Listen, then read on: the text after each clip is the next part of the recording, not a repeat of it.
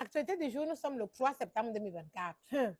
Les gars, je vous ai fait une vidéo ici, celle-ci, dans laquelle je vous disais que le Cameroun a eu son indépendance le 27 août 1940 parce que c'était la condition pour aller libérer la baguette. J'ai mis le document dans le groupe WhatsApp, dans le groupe Telegram, autant pour moi, pour ceux qui veulent le lire en entier. Mais on va continuer sur cette lancée-là. Partons donc du concept que le Cameroun est la mer qui accouche de la France, qui est devenue un territoire vassalisé par l'Allemagne de Hitler. C'est-à-dire que Pétain a signé l'armistice avec Hitler, je crois le 22 juin 1940, parce que le Troisième Reich était trop fort. Ils étaient, oui.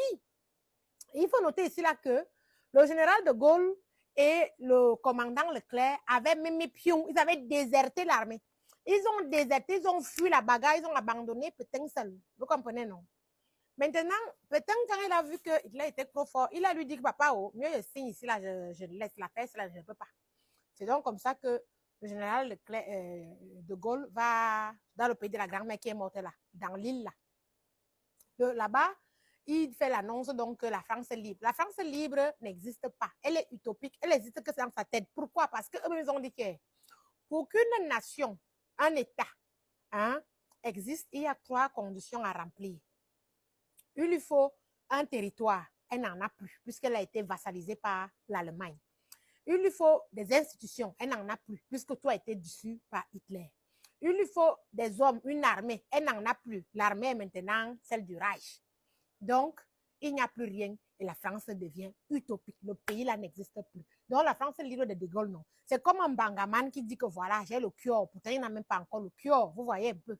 C'est donc là où le gars décide qu'il va envoyer certains de ces gens un peu chercher ailleurs des braves vaillants guerriers.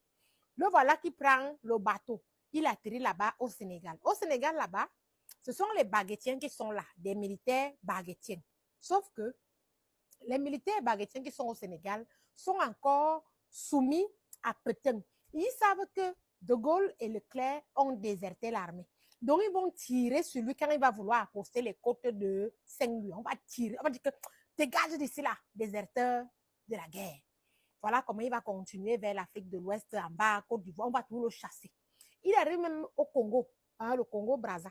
Il va encore être chassé. C'est comme ça qu'il décide donc de venir au Cameroun. Parce que le Cameroun est un peu comme le Togo, c'est sous tutelle de la SDN. Donc, c'est des territoires qui ne peuvent pas faire la guerre. Sauf que les Allemands sont encore au Cameroun. Il y a encore des commerçants allemands au Cameroun. Et les commerçants allemands là sont en train de dire aux Camerounais que nous, maintenant, on vient de soumettre la France qui est censée vous diriger, vous. Ça veut donc dire que vous êtes encore devenus sous notre tutelle. Donc, les Allemands se voient un peu gonfler les galons.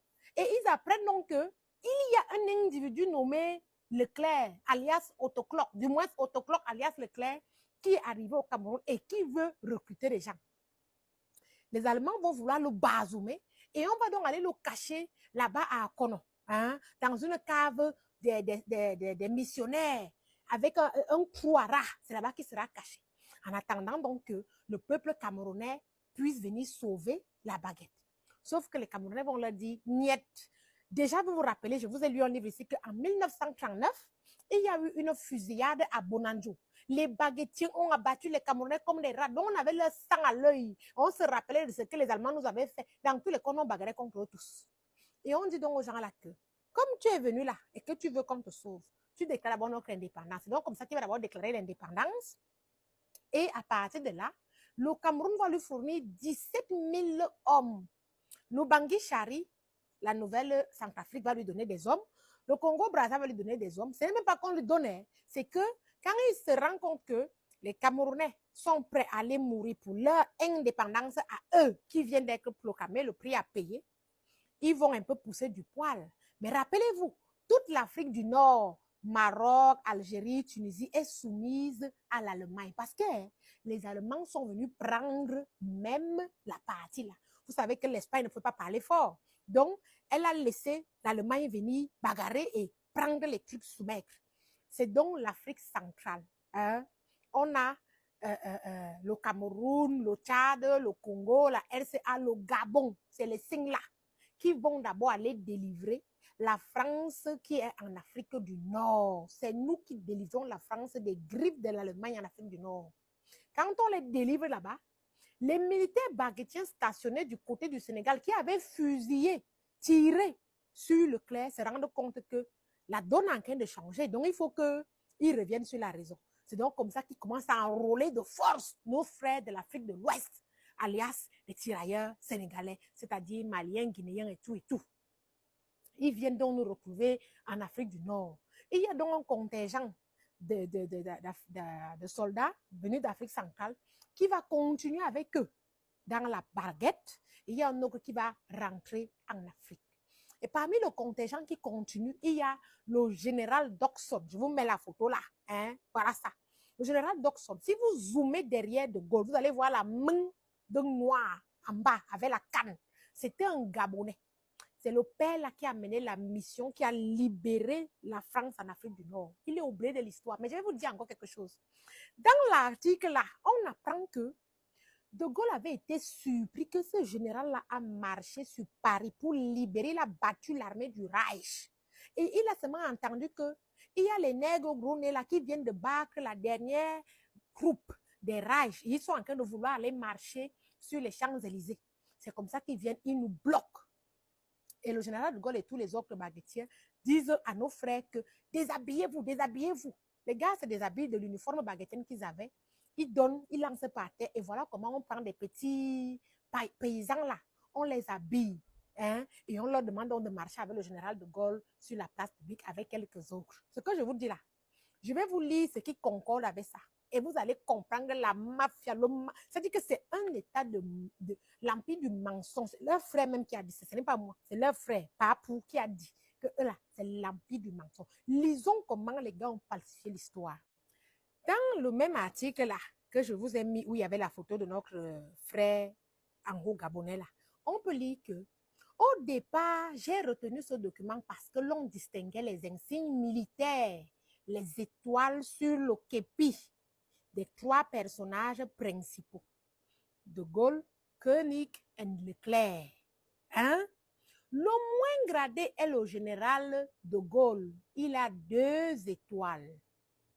Comment est-ce qu'on veut nous faire croire qu'il avait organisé cette marche-là pour aller se faire accepter par le peuple de la baguette afin qu'il devienne le président?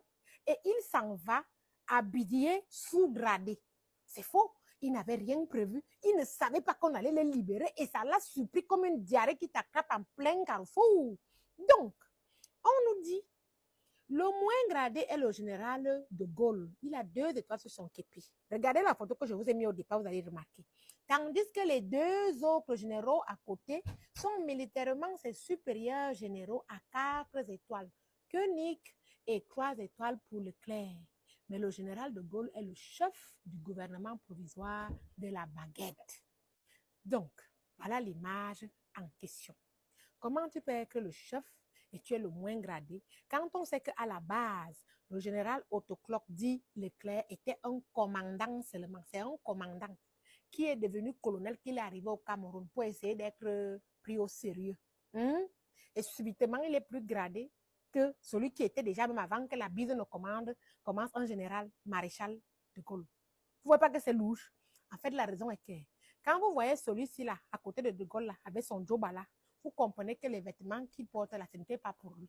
C'était les vêtements d'un baobab noir. Hein? Ils les ont déshabillés pour qu'eux, ils portent ça. Vous comprenez, non? Je vous reviendrai avec d'autres archives. On va déconstruire l'empire du mensonge ici, un à un. Ils vont nous vénérer parce que sans nous là, la France libre de celui-là allait rester utopique. C'est nous qui avons porté l'embryon là 9 mois, nous l'avons accouché, nous l'avons élevé, nous avons venu le délivrer. C'est grâce à nous, les nègres gros. C'est de ça qu'il s'agit.